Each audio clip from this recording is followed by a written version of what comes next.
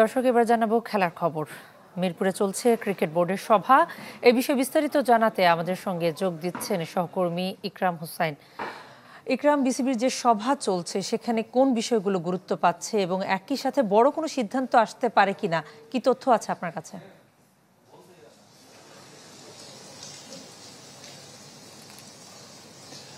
কণা, বিকাল ৩টার দিকে সভাটি শুরু হয়েছে এবং বিসিবি সভাপতি আমিনুল ইসলাম বুলবুল তিনি অস্ট্রেলিয়া অবস্থান করছেন। তিনি অনলাইনে যুক্ত হয়েছেন এবং সশরীরে যুক্ত হয়েছেন ৬ জন পরিচালক।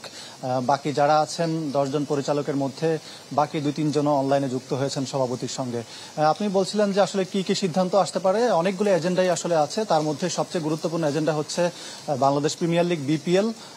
যেহেতু জাতীয় নির্বাচনের একটা সম্ভাব্য তারিখ ঘোষণা করে দেওয়া হয়েছে, ফেব্রুয়ারির প্রথমার্ধেই হওয়ার কথা, সেক্ষেত্রে বিপিএল এর কোনোভাবে এটার প্রভাব পড়বে কিনা সে ব্যাপারগুলো আলোচনা হচ্ছে কিংবা হবে।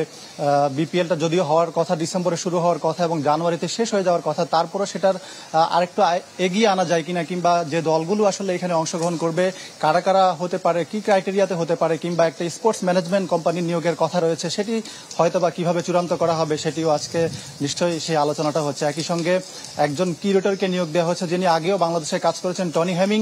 তিনি ইতিমধ্যে বাংলাদেশে চলে এসেছেন, তবে তার যে আসার যে সিদ্ধান্তটা কিংবা যে সিদ্ধান্তটা বিসিবি নিয়েছে সেটা আজকে পাশ হতে পারে। এর সঙ্গে আরো অনেক কিছু আছে। একই সঙ্গে আপনার ক্রিকেটের যে বিকেন্দ্রীকরণের কথা বলে আসছেন বিসিবি সভাপতি আমিনুল ইসলাম বুলবুল, সেই বিকেন্দ্রীকরণের পরবর্তী ধাপটা কি হতে পারে সেটা নিয়েও নিশ্চয়ই আলোচনা হবে। একই সঙ্গে যে পূর্বাঞ্চলে যে স্টেডিয়াম হবে সেই স্টেডিয়ামের নির্মাণের কি প্রক্রিয়া অনুসরণ করা হবে, কিংবা স্টেডিয়ামে বায়োমেকানিক্স এর একটা কথা হচ্ছে যে ১০ কোটি টাকা ব্যয়ে একটা বায়োমেকানিক্স ল্যাব সেখানে স্থাপন করা হবে। সেই ব্যাপারগুলো নিয়ে নিশ্চয়ই আজকের বোর্ডে কিছু সিদ্ধান্ত আসতে পারে। বোর্ড সভা শেষে মিডিয়া কমিটির চেয়ারম্যান ইফতেখার রহমান মিঠু তিনি সাংবাদিকদের সামনে ব্রিফ করবেন, তখন আরো বিস্তারিত জানা যাবে। কণা।